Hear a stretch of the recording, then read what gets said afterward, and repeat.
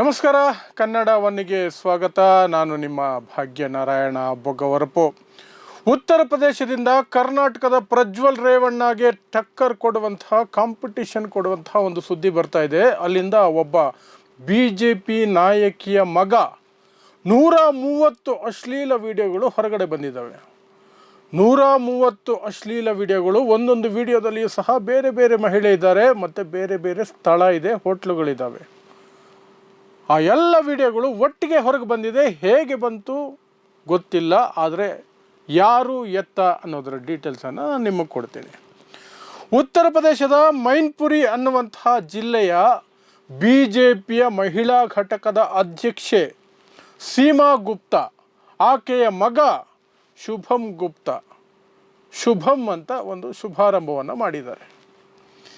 ಅವನದು ಇದ್ದಕ್ಕಿದ್ದ ಹಾಗೆ ಸುಮಾರು 130 ವಿಡಿಯೋಗಳು ಹೊರಗಡೆ ಬಂತು. 130 ಅಶ್ಲೀಲ ವಿಡಿಯೋಗಳು. ಅಶ್ಲೀಲ ಅಂದರೆ ಕಂಪ್ಲೀಟ್ ಅಶ್ಲೀಲ ವಿಡಿಯೋಗಳು. ಒಂದನ್ನು ಸಹ ಯಾರಿಗೂ ತೋರ್ಸೋಕ್ಕಾಗೋದಿಲ್ಲ, ಅಂತಹ ವಿಡಿಯೋಗಳು ಹೊರಗಡೆ ಬಂತು.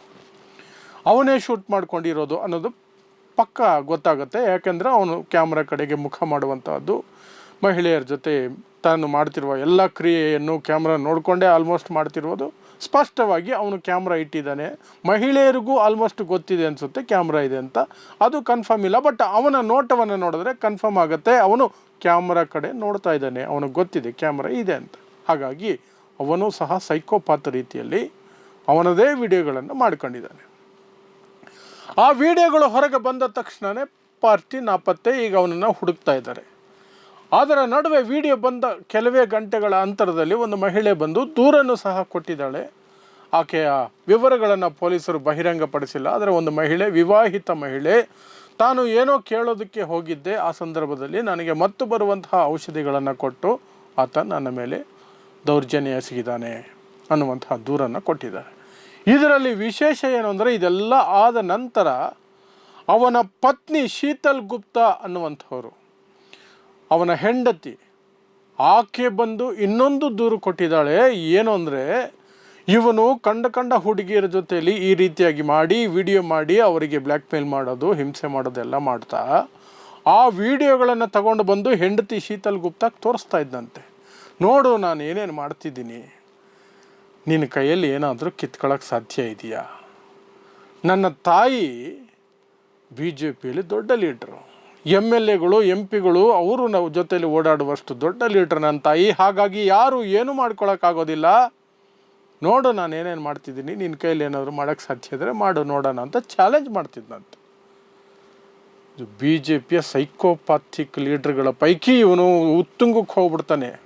ಈ ಮನೋಹರ್ ಧಾಕಡ್ ಹೈವೇದಲ್ಲಿ ಮಾಡಿದ್ದಕ್ಕಿಂತ ಇದು ನೆಕ್ಸ್ಟ್ ಲೆವೆಲ್. ಇದು ಪ್ರಜ್ವಲ್ ರೇವಣ್ಣಗಿಂತ ನೆಕ್ಸ್ಟ್ ಲೆವೆಲ್. ಪ್ರಜ್ವಲ್ ರೇವಣ್ಣ ಬಿಡಿ, ನಂಬರ್ಸಲ್ಲಿ ಈಸ್ ಲೀಡಿಂಗ್.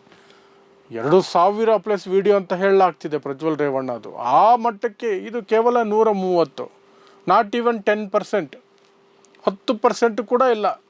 ಆದರೆ ಇದರ ಪ್ರಖರತೆ ಇದೆಯಲ್ಲ, ಅದನ್ನು ಹೆಂಡ್ತಿಗೆ ತೋರಿಸಿ ಚಾಲೆಂಜ್ ಮಾಡೋದಿದೆಯಲ್ಲ, ನಿನ್ನ ಕೈಲಿ ಏನಾದರೂ ಅಸಾಧ್ಯ ಆದರೆ ಮಾಡು, ನಾನು ಇದೆಲ್ಲ ದಿನ ಮಾಡ್ತಿದ್ದೀನಿ ಅಂತ.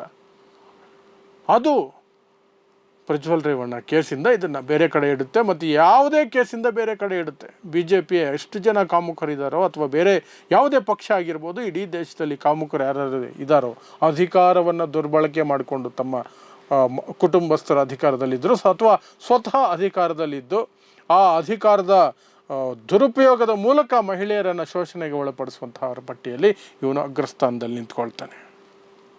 ಸೊ ಈಗ ಸದ್ಯಕ್ಕೆ ಅವನನ್ನು ಹುಡುಕುವಂತಹ ಕೆಲಸವನ್ನು ಅಲ್ಲಿನ ಪೊಲೀಸರು ಮಾಡ್ತಿದ್ದಾರೆ. ಅವನ ತಾಯಿ ಸೀಮಾ ಗುಪ್ತಾ ಇಲ್ಲಿಯವರೆಗೂ ಕೂಡ ಪಕ್ಷಕ್ಕೆ ರಾಜೀನಾಮೆಯನ್ನು ಕೊಟ್ಟಿಲ್ಲ. ಪಕ್ಷವೂ ಸಹ ದೊಡ್ಡ ಮಟ್ಟದಲ್ಲಿ ಏನು ಪ್ರಕಟಣೆಯನ್ನು ಹೊರಡಿಸಿಲ್ಲ. ಇಂಟರ್ನಲ್ಲಿ ಏನಾದರೂ ಆಗಿದೆಯಾ ಗೊತ್ತಿಲ್ಲ, ಸಸ್ಪೆಂಡ್ ಮಾಡಿದಾರಾ, ಇನ್ನೇನು ಮಾಡಿದ್ದಾರೆ ಅಂತ. ಆದರೆ ಈ ಘಟನೆ ನಡೆಯುವ ಸಂದರ್ಭದಲ್ಲಿ ಆಕೆ ಉತ್ತರ ಪ್ರದೇಶದ ಮೈನ್ಪುರಿ ಜಿಲ್ಲೆಯ ಮಹಿಳಾ ಘಟಕದ ಅಧ್ಯಕ್ಷೆ. ಇದಿಷ್ಟು ಉತ್ತರ ಪ್ರದೇಶದಿಂದ ಬರ್ತಿರುವಂತಹ ಸುದ್ದಿ. ಇದರ ಅಪ್ಡೇಟ್ಸ್ ಏನೇ ಇದ್ದರೂ ಸಹ ಮುಂದಿನ ದಿನಗಳಲ್ಲಿ ಕೊಡುವಂತಹ ಪ್ರಯತ್ನವನ್ನು ಮಾಡ್ತೀನಿ. ನೋಡ್ತಾ ಇರಿ ಸಮಾಜಕ್ಕಾಗಿ ಕನ್ನಡ ಒನ್ ನ್ಯೂಸ್. ನಮಸ್ಕಾರ.